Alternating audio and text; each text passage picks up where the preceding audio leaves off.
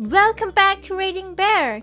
Today, we will take a look at some new I Don't Work Here Lady stories. And if you enjoyed my content, please don't forget to subscribe to my channel and post some bear emojis in the comments. Let's go! The first story is titled, Don't You Know Who We Are? I had already switched from chef work to sommelier work, having left my first big sommelier job to take over as head sommelier, executive manager of a restaurant group. The city I lived in was the capital, lots of embassies and lots of politicians, so the high-end restaurants would often get large parties of politicians and ambassadors. Because of this sort of clientele, we had very high-end wine lists at all our restaurants, but not all of them were super expensive food-wise, and our house wine was very affordable, also had lots of good wine by the glass. This made some of our locations very popular as a lunch spot for servers who worked in the area. One cloudy day I was sitting in a corner banquet, just doing paperwork, enjoying some moussaka roll-ups, like eggplant parmigiana almost but rolled up and with mashed potato inside as well as the cheese, tomato and herbs. This was a specialty for this Greek mise restaurant. The server on duty was pretty busy. She was new and didn't know me. I knew her though. She was doing all right, serving everyone without too much problem. No one was waiting more than a few minutes to get attention. There was also a server from the restaurant across the street, not part of my group, but a regular, sitting and having a glass of house wine as she was organizing her tips from her shift. She looked like a server, in blacks, with a black short apron. Similar uniform to what was worn in our restaurant. In walks a bunch of people, group of 6. I recognize one of them as an ambassador's aide. Didn't recognize the others, 4 guys and 2 women, one of whom had the classic Karen hairdo. They don't wait at the front where the sign says to wait to be seated. They walk right into the dining room, push 2 tables together and grab extra chairs. They're sitting sprawling, taking up lots of room in the middle of the dining room, talking loudly about how this place has a great wine list. One of them says he's gonna order. They have now been in the restaurant for less than 2 minutes total. The server on duty can't see them from the corner where they do their side duties. She had been in the back serving the VIP room. At this point, the group are already starting to complain that they haven't been served yet, which is when they notice the server from the other restaurant who is just enjoying her glass of wine. Ambassador's aide substantially louder than it needed to be. Hey you can't drink on the job. Why haven't you taken our order yet? Karen hairdo, not at all under her breath. I can't believe how unprofessional that girl is. Then to the girl, we'll have you fired for this. Do you know who we are? Ambassador's aide, this is an outrage. Not our server girl, oh I'm sorry, I don't work here. I work at a different restaurant. I'm sure a server will be here to take your order soon. Karen hairdo, don't you give us that bullcrap, you lazy good for nothing. Incoherent mumbles. At this point I'm already not liking where this is going, but I decide to wait a minute to see how the new server handles it. She has arrived with her customer service smile plastered across her face. Actual server, pardon me, I'm Mandy and will be your server for the day. Can I take your order? Karen hairdo, finally. We've been waiting here for 20 minutes, maybe 3 tops, with no service. And your colleague you here didn't even get up to greet us. She's just getting drunk. You can't drink on the clock. Directed with malice at the innocent server girl from another restaurant. You need to fire her right now. I demand to speak to your manager. Do you even know who I am? I work for the redacted consulate. I could have both your jobs for this. It was at this point I finally recognized the lady. She was a receptionist for the consulate where she worked. I had seen her a year and a bit prior when she came with a large group for their office Christmas party. I could have stepped in at this point, but I was curious how the new server, Mandy, would handle this. Mandy in an apologetic tone. I'm so sorry, but I didn't see you arrive. Normally people wait to be seated as the sign asks, so I couldn't see you all sitting here. Please don't badger our guests though. That lady doesn't work here and is a paying customer. I believe she works at another restaurant down the street. Karen hairdo cuts her off. Don't you dare lie to me, you little redacted racial slur. I eat liars like you for breakfast. Quote. Rest of the 6 are egging Karen Hairdo on at this point, and I can see this may be escalating beyond what the server can handle. So I text the owner's son who lives upstairs. He's also a part owner in the group and sometimes does some managing of this location, happens to also be a bodybuilder and is huge. Less than 30 seconds later I get a BRT text from the owner's son. Karen Hairdo, yelling in a shrill indignant voice, "Where is your manager?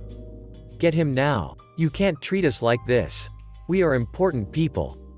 Mandy was starting to look like she was going to cry at this point, and the Not Our server is shrinking back into the banquet as both of them were being yelled at incoherently by this group of 6 rude flunkies. At this point the assistant floor manager has arrived due to the screeching, but the 6 insane screechers are just ignoring her. I stand, take a couple steps toward them, take a deep breath and at the top of my lungs shout, "Quiet now." I was an actor in high school and know how to project, so my voice fills the room. Everyone stops their shouting and turns to me. At a more reasonable voice level, "Okay, so here's what's going to happen. None of you need to speak to a manager. What you need to do is grab your stuff and get out. I won't have you shouting at my server, or my guests. No one deserves to be talked to the way you have been. And before you indignantly ask me if I know who you are, I do. I know exactly who you are, and I know your boss, and your boss's boss, both of whom love eating here and would be appalled at your behavior." At this point I notice Matthew, the owner's son, has just come in through the kitchen door, dressed in his gym gear, glistening with sweat like some sort of Greek statue of Heracles, 6'4" and nearly 300 pounds of muscle. The look on his face just screams, "I just got here and I'm already completely done with this." I can see Karen Hairdo is about to protest, but I hold up my hand. And in my no-nonsense commanding voice, "No, this is not a discussion, get up, and go, now."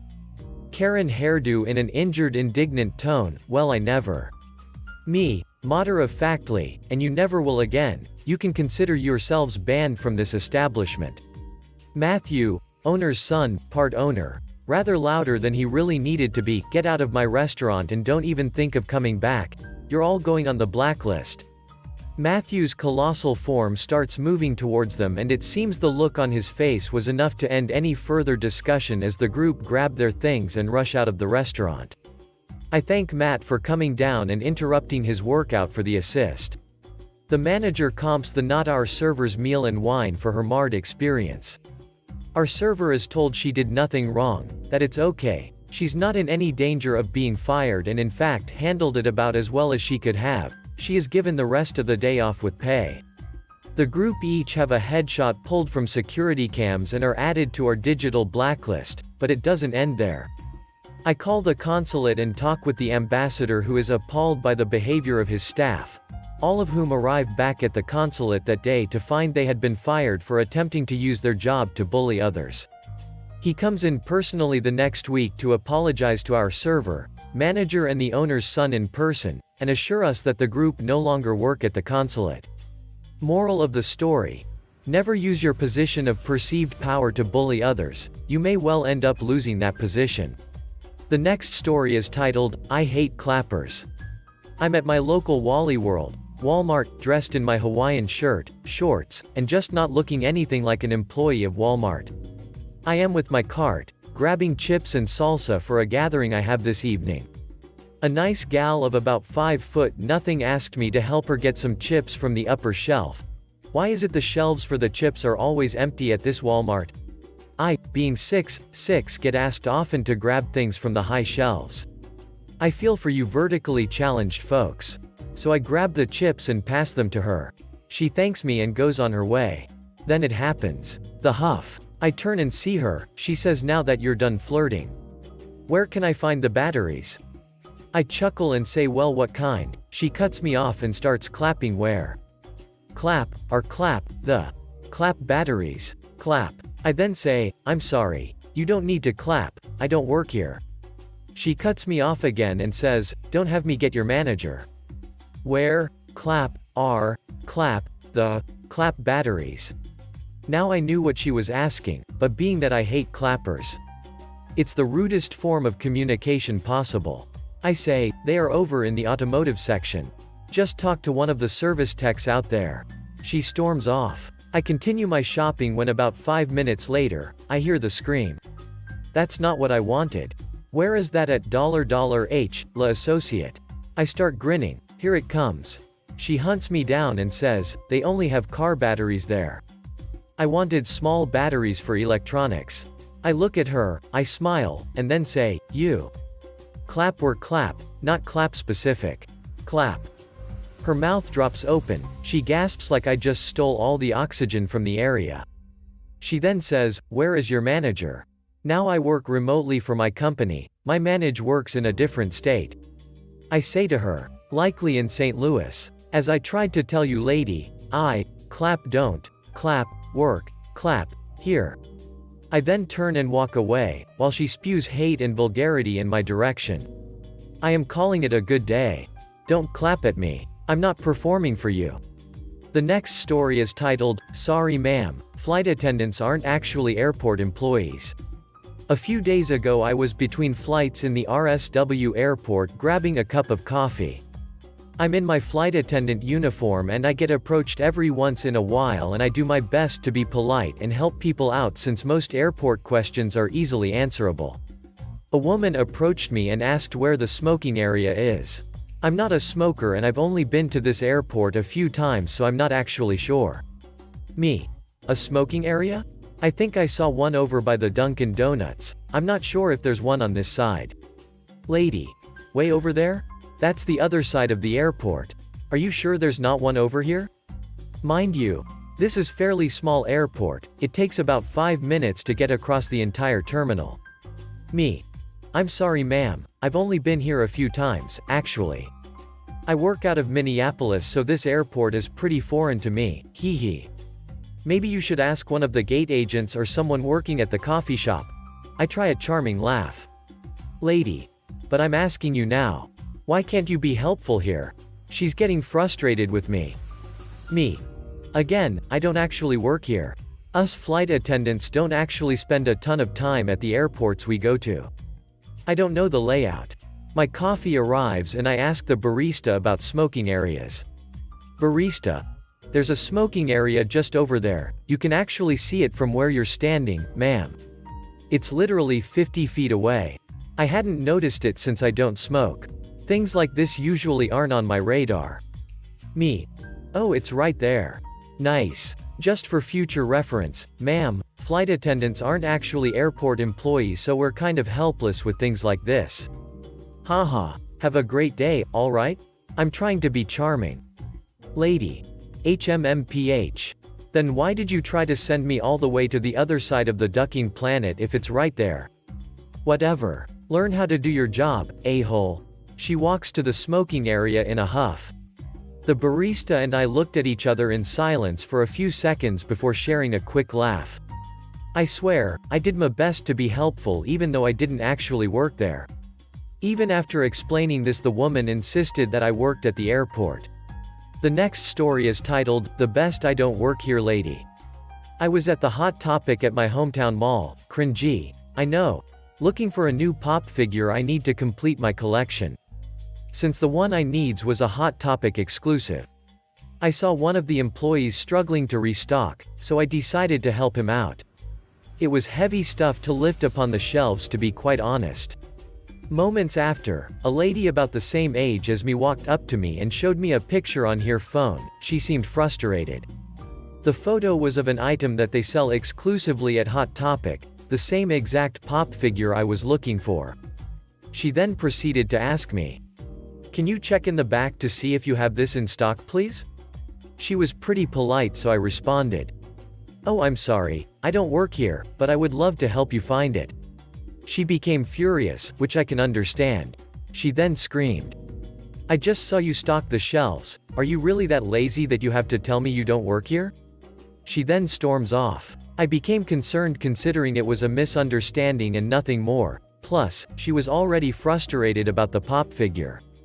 I began to look for her so I could help her out. I found her speaking to the manager of Hot Topic. "That's the guy the first mentioned, I want this pop figure but he refused to check for me." I walked towards them and the manager said, "I am sorry, but he really doesn't work here."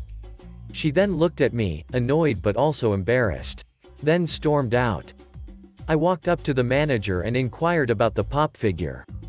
He had 3 in stock. I purchased 2 of them. I walked out of the store, bag in hand, and walked towards the pretzel cart to get a bite to eat. I sat there for about 15 minutes, then walked towards GameStop. I wanted a new game, but that's not why I went there. As soon as I walked in, I saw the girl browsing the Pokemon section. I walked behind her and pulled out one of the pop figures, then basically displayed it in front of her face while I was behind her.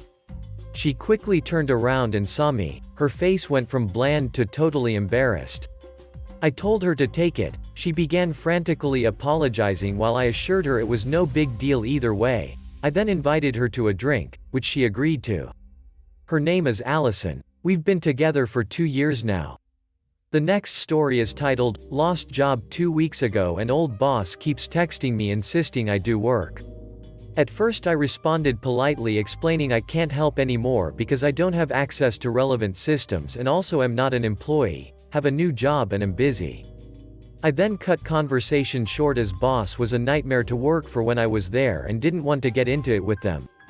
Boss then responds a day later insisting I call them to help with another, different, issue that I know they don't need my help with as it's such a simple and self-explanatory task. I was laid off BC, my role no longer required, apparently, and I left a great handover log and was super thorough in handing everything over. Gave boss plenty of opportunity to fact-find from me. I was on notice since last October, so there's no way they need my help except from forgetfulness, laziness on their part. Not only that, I got utterly shafted with severance pay, and despite being in a great position to help me, this boss wouldn't lift a finger to make my situation better. I literally don't work here, lady, stop texting me. The next story is titled, Airline Captain, Bellboy. Late 1980s at Denver Stapleton. I have just commuted in from Houston, my domicile, to pick up a trip originating in Denver. Strolling down the concourse in uniform, my suitcase and chart bag in tow. And a woman loudly says, "Yo, bellboy, get my bags to gate 34 inches. And she dumps her bags in my vicinity and walks off. I consider them for a moment, and also consider that I am headed for gate 34. Thoughts run through my mind, one of which was that I don't really want this woman on my flight. So I consider my options, ignore the bags and consider my happy stroll to gate 34. At some point the woman realizes that I've ignored her request, and comes jogging after me. She begins shrieking. At one point in her tirade she bellowed, "I'm not going to tell you this again." To which I replied, "Oh good. I'm glad you're not going to tell me again, now please stop bothering me." She, of course, pursued me all the way to the gate, curiously leaving her luggage in the middle of the concourse. I was greeted by the gate agent and asked her to unlock the jetway for me so I could get down to the airplane. As she headed for the jetway, shrieking lady grabbed her by the arm and yelled, "You're not going to let that damn bellboy escape. He left my bags. I want him fired." Gate agent smiled happily, and said, "Captain? Do you want to deny boarding to this individual?" I replied, "Yes, safety of flight. Irrational. Possibly intoxicated." Gate agent said, "I'll call security. And I'll do the paperwork. Have a nice flight." The next story is titled, PSW tries to bully me thinking I am a PSW. I am a 24-year-old female who lives in a retirement home. Why I live here is due to my health. I am having issues with my heart properly flowing blood to my brain. I live in Canada and the whole process is taking months to properly diagnose. Why I was allowed to move into a retirement home was because of my health and how close the hospital is. It's not a normal retirement home, it's more of an apartment complex for people 60 plus. I have not been able to do laundry for 3 months due to my health. I am having issues with my balance. My husband has been doing everything around the house. I decided to try doing laundry for the first time in 3 months to try and build up confidence and take it slow. I started doing laundry downstairs in the shared laundry room at 9:40 a.m. At 10:15 a.m. it costs $1.25 per load. I went down to get my laundry out of the washing machine to put in the dryer. There I was met with a PSW with her arms crossed. PSW, I need to use this washing machine. My shift is shorter than yours. I do not have enough time. Me. The rules are first come first served for the washing machine. It says it above the machine. PSW, who do you work for? Me. Excuse me? PSW, are you even a PSW? Me. No, I live here. PSW, you are too young to live here. Me. I have been living here for 3 months now.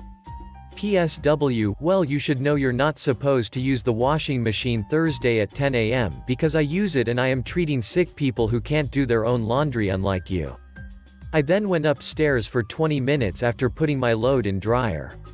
I came back down after 20 minutes just to check on my load and the machine was turned off.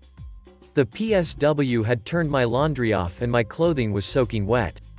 I had to sit downstairs for 40 minutes to make sure that she did not turn it off again.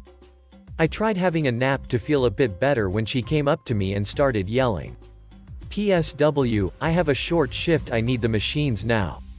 Me, I am just finishing my load because it's soaking wet. PSW, I have been doing this for 8 years here and never had any issues. Me, you should contact the landlord then. PSW, no, I am going to put a note on the machine stating nobody is allowed to use the machines at this time. The PSW then starts slurring angrily and yelling. Me, I have a hearing disability, I do not understand you. She then proceeded to get out of my line of sight so I can't read her lips and goes to my right side where my hearing is worst and continues talking. I do not hear her, so I shut my eyes and wait for my laundry load to finish. She had to wait an extra 20 minutes when she could have just let me finish drying. She did not even have a load to dry at the time either. I contacted my landlord and filed a complaint, and she said that it is a big no-no to touch other people's laundry and that she will be contacting the PSW employer. If you enjoyed the video, please subscribe to the channel and post some bear emojis in the comments.